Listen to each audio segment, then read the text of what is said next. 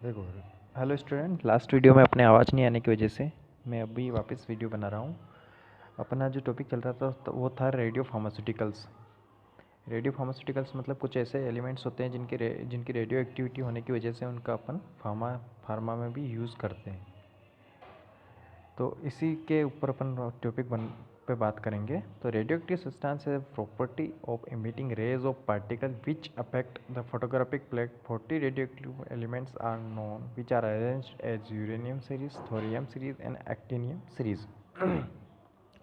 Radio active pharmaceutical से पहले अपने को समझना पड़ेगा रेडियो एक्टिविटी क्या होती है। रेडियो एक्टिविटी क्या होती है कि बहुत सारे एलिमेंट जो होते हैं अपने इस वर्ल्ड में, बहुत सारे एलिमेंट जो हैं वो क्या होते हैं, उनका न्यूक्लियस भारी होता है। न्यूक्लियस भारी होता है मतलब उनमें प्रोटॉन और न्यूट्रॉन की संख्या क्या होती है, बहुत ज़्यादा होती है। बहुत ज़्यादा होने की वजह से क्या होता है, वो खुद को अनस्टेबल फील करते हैं, मतलब वो स्टेबिलिटी नहीं होती उनके पास। तो अब क्या करेंगे, रेडियो एक्टिव है तो वो क्या करते हैं, अपने आप को स्टेबल होने के लिए, स्टेबल करने के लिए खुद को कुछ पार्टिकल्स या कुछ रेस का इमिशन करते रहते हैं, यानी कि उत्सर्जन करते रहते हैं, ताकि क्या करे कि अगर कुछ बाहर निकले उनके अंदर से तो शायद वो अपने आप को स्टेबल कर सके। जिस तरह से अगर पानी की बाल्टी लिया आपने, अगर आपने नल के नीचे पानी की बाल्टी रखी, आप उसमें पानी भर रहे हो, जैसे वो पानी उसमें बराबर भरा, उसके बाद अगर आप उसमें पानी डालोगे तो पानी क्या होगा, निकलेगा। क्यों निकलेगा? क्योंकि उसकी लिमिट से ज़्यादा उसमें चीज़ आ चुकी है। अब उसको खुद को स्टेबल करने के लिए क्या होगा, जितना भी बाहर जो पानी, ऊपर का जो पानी है वो सारा क्या होगा, डुल जाएगा। तो इस तरह से क्या होगा, बाल्टी में वही पानी बचेगा जो उसके लिमिट में होना चाहिए।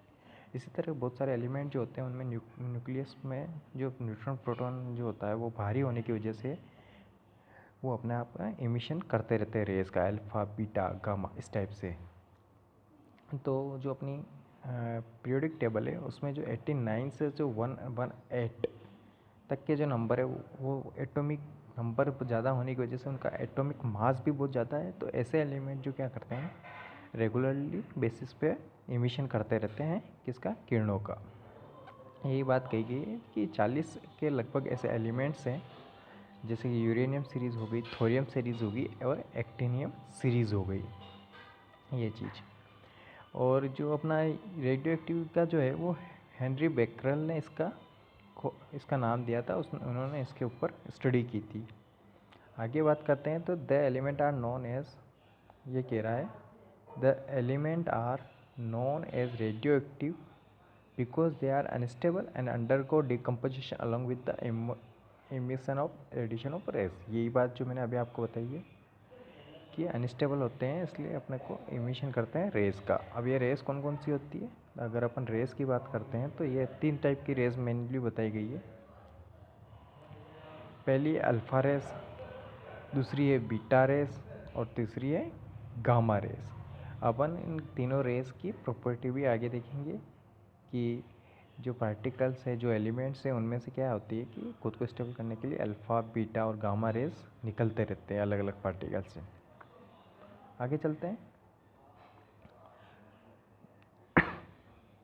कोई भी nucleotide which is not any nucleotide which is not radioactive in nature is regarded as stable. to be stable है न्यूक्लियोटाइड में possess appropriate energy।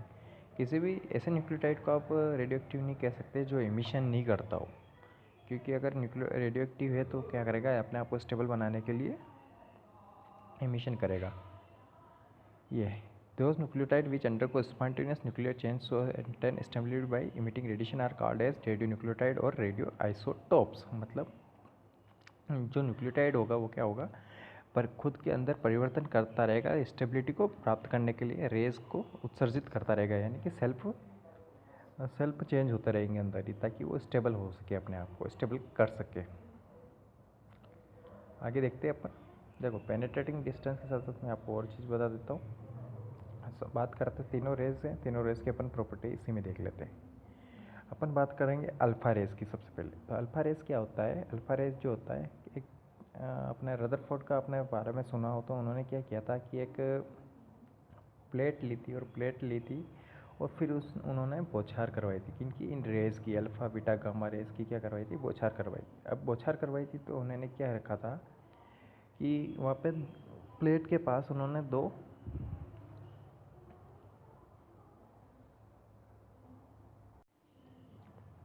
प्लेट के साथ साथ उन्होंने दो इलेक्ट्रोड लगाए थे। एक इलेक्ट्रोड था पॉजिटिव चार्ज और एक इलेक्ट्रोड था अपना नेगेटिव चार्ज। तो जब उन्होंने अल्फ़ा रेज जो का छिड़काव किया तो अल्फ़ा रेज पॉजिटिव चार्ज, अगर पॉजिटिव चार्ज है तो वो किस साइड में जाएगी, एज ए अट्रैक्शन अपन सब जानते हैं कि अगर पॉजिटिव है तो वो किसकी तरफ आकर्षित होगी, वो नेगेटिव की तरफ आकर्षित होगी। तो जब अल्फ़ा रेज जब निकलती है तो वो सीधे नेगेटिव जो इलेक्ट्रोड है वहाँ चली जाती है। अब अल्फ़ा रेज क्या होती है कि अल्फ़ा रेज का क्या है, भारी होती है। अल्फ़ा रेज जो होती है भारी होती है। अब भारी होने की वजह से क्या होती है कि स्पीड क्या होती है वो कम हो जाती है। अब कोई चीज़ भारी है, एक मोटा आदमी दौड़ेगा तो वो कित स्लो ही दौड़ पाएगा, वो तेज़ नहीं दौड़ पाएगा। तो अगर वो स्लो दौड़ रहा है तो वो क्या होगा, ज़्यादा दूर तक अंदर तक नहीं जा पाएगा एज़ कम्पेयर टू पतला आदमी। तो अल्फ़ा रेज क्या होगी, भारी होने की वजह से क्या होगा कि उनकी जो किसी चीज़ को पार करने की क्षमता है वो बहुत कम होती है, नेग्लिजिबल के आसपास होती है। तो जब अल्फ़ा रेज जो निकली तो वो क्या कर गई कि उसकी वेट भारी होने की वजह से ये पेनिट्रेटेड ज़्यादा नहीं कर पाई। नेक्स्ट अपन बात करेंगे बीटा की। तो बीटा क्या होता है कि नेगेटिव चार्ज होता है। अब बीटा जो होता है वो क्या होता है, नेगेटिव चार्ज होता है। नेगेटिव चार्ज होने की वजह से इसका जो भार है वो अल्फ़ा से थोड़ा कम होता है।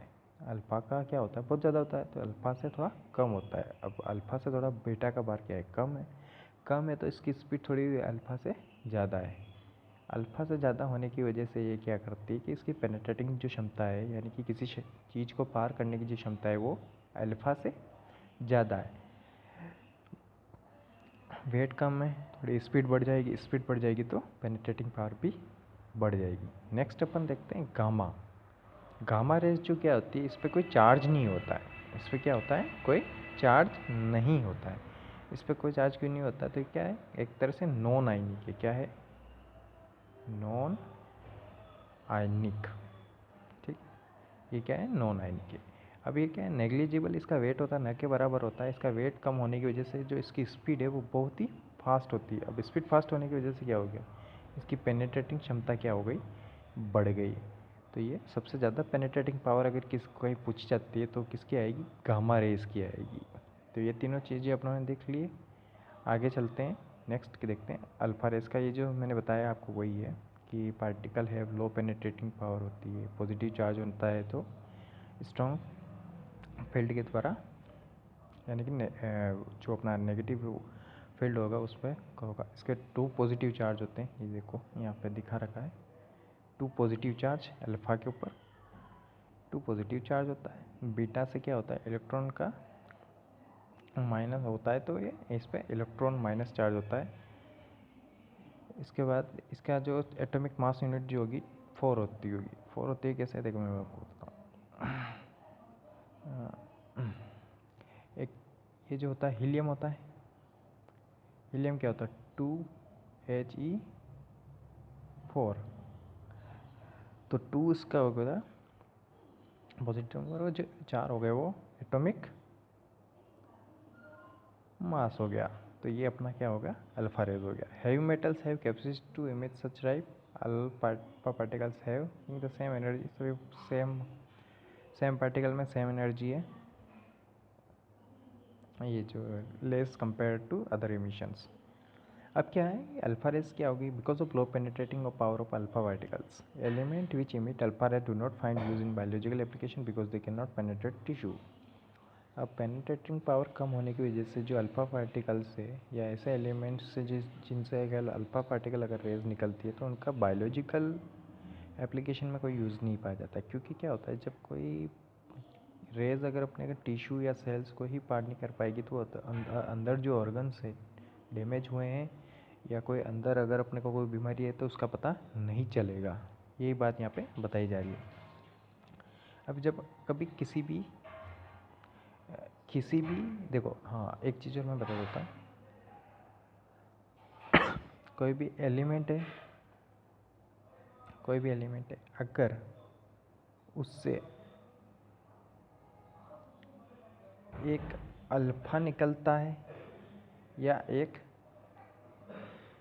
बीटा निकलता है, अगर अल्फ़ा अगर निकल रहा है ना, तो उसमें से जो होगा उसमें क्या होगा, दो तो एटॉमिक नंबर की कमी होगी और 4 एटॉमिक मास की कमी होगी। जैसे ये रेडियम 88 226 है, तो रेडियम में से अगर अल्फ़ा रेज जो निकलेगी, तो उसमें क्या होगा, एटॉमिक नंबर में 86 यानी कि 2 की कमी हो रही है और एटॉमिक मास में 4 की कमी हो रही है, तो रेडियम ये क्या हो गया, अल्फ़ा रेज। अगर बीटा रेज जो निकलती है, बीटा रेज जो निकलेगी तो उसमें क्या होगा, और जब उसमें से कोई पार्टिकल हो गया तो उसमें से अगर बीटा पार्टिकल्स अगर निकल रहा है, तो उसके अंदर जो होगा, जैसे कि ये एक हो गया, इसका पहा हो गया तो जब अगर इसमें से बीटा पार्टिकल निकल रहा है किसी एलिमेंट में से, तो उसके जो परमाणु क्रमांक है उसमें तो इजाफा होगा 1 का, लेकिन जो उसका मास है यानी कि परमाणु भार है उसमें कोई ही चेंज नहीं होगा। ये किस में होगा, ये बीटा रेज में होगा। जबकि अल्फ़ा रेज में क्या हो रहा था, अल्फ़ा रेज में ये हो रहा था कि किसी एलिमेंट से अगर अल्फ़ा रेज निकल रही है तो उसमें क्या हो रहा था, ये देख से कि सॉरी, यानी कि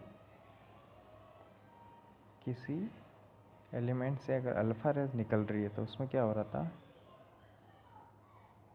अरे यार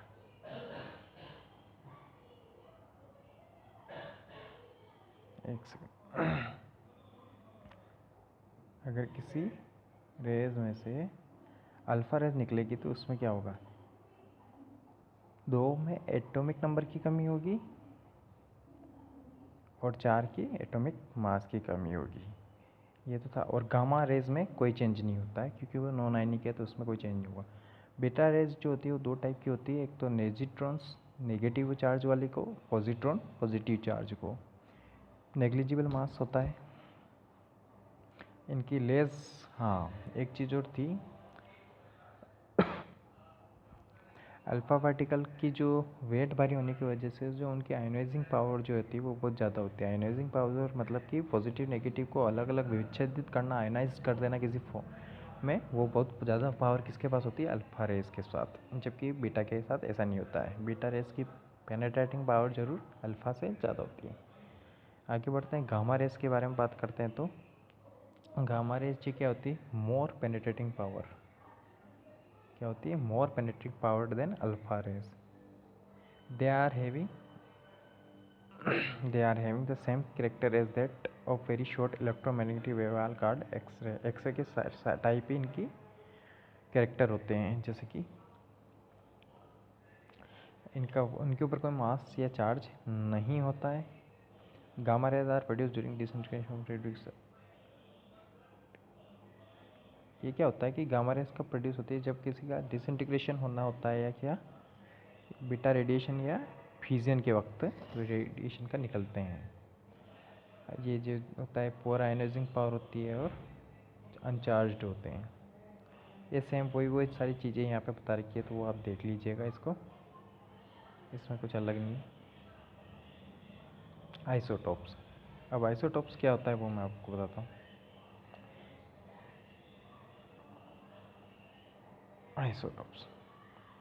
आइसोटोप्स के बारे में बता रखा है कि आइसोटोप क्या होता है। तो आइसोटोप क्या होगा, जब परमाणु नंबर तो सेम हो किसी एलिमेंट का, लेकिन उसका जो परमाणु भार है, वो अलग अलग हो, तो वो क्या कहलाएंगे, आइसोटोप कहलाएंगे ईच अदर की। जैसे कि अपनों ने लिया कि ए लिया, इसका 8 ये हो गया परमाणु नंबर, इसका परमाणु भार हो गया 16। कितना हो गया, 16। इसका आइसोटोप क्या होगा कि जिसका एटॉमिक नंबर तो क्या होगा, सेम होगा, लेकिन उसका जो परमाणु भार है या एटॉमिक मास है वो क्या होगा, डिफरेंट होगा। ये क्या कहलाएगा, आइसोटोप्स। ये कहलाएगा आइसोटोप्स। एक और जो शब्दावली आती है वो होती है, क्या आती है, आइसोबार। अब आइसोबार क्या होता है कि जब किसी के एटॉमिक नंबर डिफरेंट हो, क्या हो, एटॉमिक नंबर एटॉमिक नंबर क्या होगा, डिफरेंट हो, बट उनका जो मास है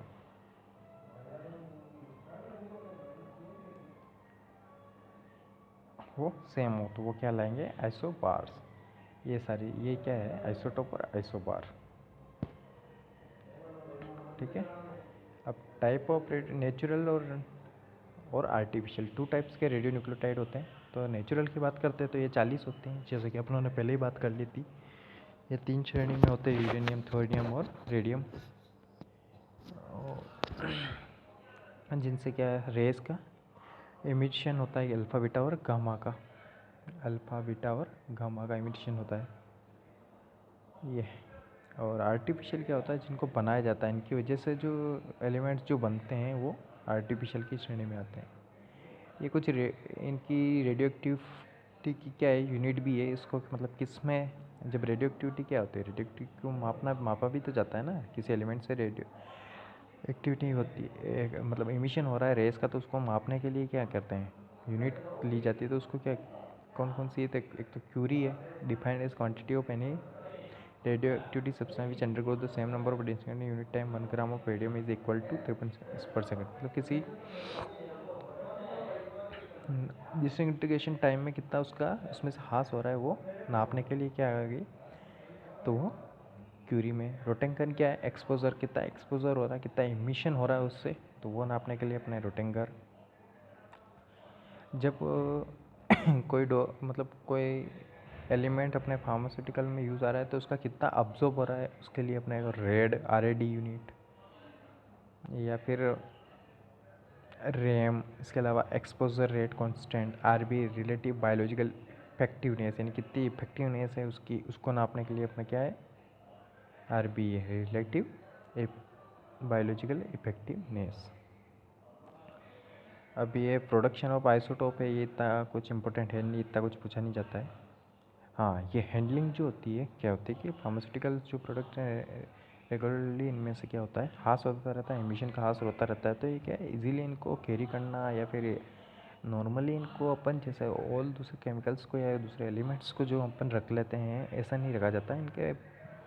इनका जो स्टोरेज होता है वो प्रॉपर होता है। इनकी मतलब जहाँ इनको स्टोर किया जाता है वहाँ हर किसी को आने जाने की भी छूट नहीं होती है। वहाँ पे एक पर्टिकुलरली स्टाफ होता है, वही वहाँ जा सकता है, उसके जिम में ही सारा चीज़ होती है।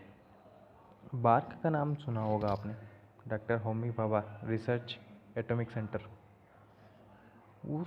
वो सारा संभालता है। वहाँ से जो प्रिपरेशन बनती है अपने फार्मास्यूटिकल्स के लिए, वो डायरेक्ट कुछ चिन्हित हॉस्पिटल्स होते हैं वहीं पे सप्लाई की जाती है। ये नॉर्मली हर किसी हॉस्पिटल को सप्लाई नहीं होती है। बार्क सेंटर के नाम से जाना जाता है। तो क्या है, हैंडलिंग देखने की तो यही है कि great care needs to be taken in handling and storage of radioactive material for protecting people and personnel who handle it from a harmful radiation they emit.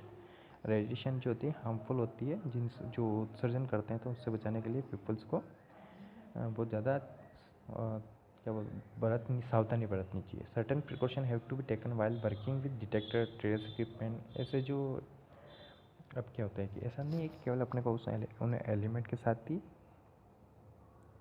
ऐसा नहीं है कि अपने को उन एलिमेंट के साथ ही सावधानी बरतनी, बल्कि उनके एलिमेंट के लिए जो चीज़ें यूज़ आ रही है, उनको ट्रेस करने के लिए इक्विपमेंट याद आ रहे हैं, या फिर उनको डिटेक्ट करने के लिए, तो ये सारी चीज़ें भी अपने को क्या करनी है, उनका भी अपने को प्रिकॉशन रखना है। आगे बात करते तो in order to have protection from hazard of radiation, radioactive material must be stored in area not, ये मैंने बताया आपको, not frequently visited by people, यानी कि लोग वहाँ पे, ऐसा नहीं हो कि आपने ऐसी जगह रख दिया लोग आते जाते रहते हो, ऐसा नहीं होना चाहिए। ऐसे ही ऐसा thick glass Pyrex container provide sufficient shielding, यानी कि उसमें से कुछ निकल नहीं पाए, ऐसा कंटेनर होना चाहिए जहाँ से कुछ निकले नहीं, शील्डिंग। ठीक है ना, ये ध्यान रखना। To protect from gamma rays high penetration power lead shielding light. ये देखो, अब पेनेट्रेटिंग पावर किसकी ज़्यादा है, गामा की, किसकी, gamma rays high penetrating power. तो लेड LED लेड शील्डिंग की ज़रूरत होती है, ताकि लेड को वो क्या करें, इमिट नहीं कर पाए, उसको पेनिट्रेट नहीं कर पाए। लेड ब्रिक्स, लेड की ईंटों का बना हुआ भी एक बॉक्स होता है जिसमें इन एलिमेंट्स को रखा जाता है।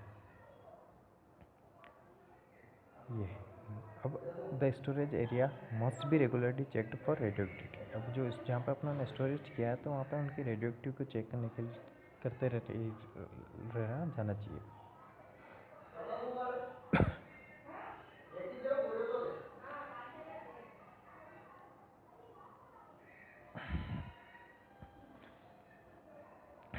ये जो वर्किंग एरिया है वो कंटामिनेटेड नहीं होना चाहिए रेडियो एक्टिव मटेरियल के साथ।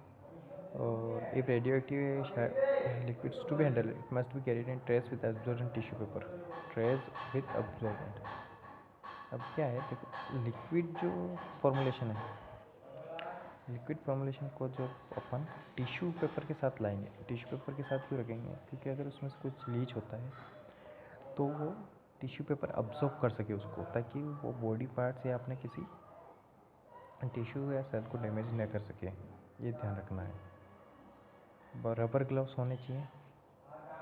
उसके अलावा पिपेट, पिपेट जो आप नॉर्मली लेबोरेटरी में यूज़ करते हो उस टाइप की पिपेट नहीं होनी चाहिए, मतलब आप मुंह से सक करने वाली पिपेट नहीं होनी चाहिए। क्या होती है, ऑटोमेटिक पिपेट भी आती है, जब आप उसको प्रेस करते हो तो वो पिपेट में वो लिक्विड जो होता है वो अपने आप ऊपर चढ़ जाता है, इस टाइप से।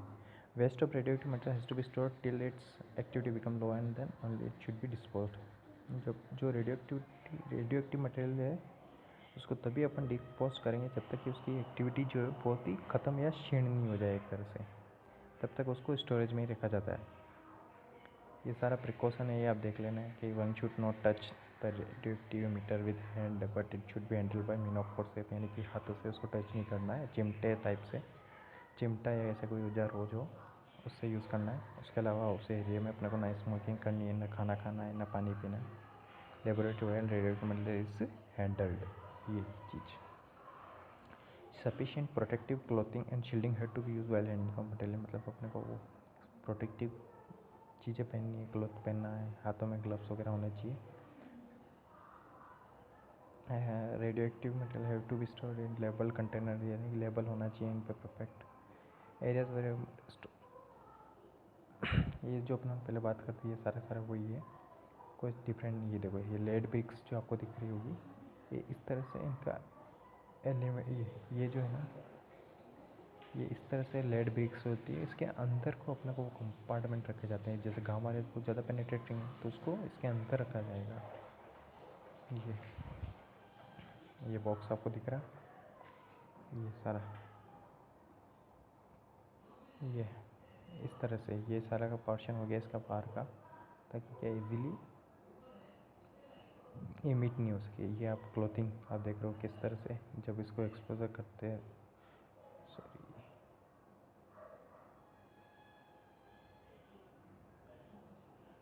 ये क्लोथिंग आप देख रहे हो कैसे पहनना पड़ता है। जैसे बम डिफ्यूज़ कर रहे हो इतनी सावधानी रखनी होती है आपको, बहुत डेंजरस होती है इनकी रेज।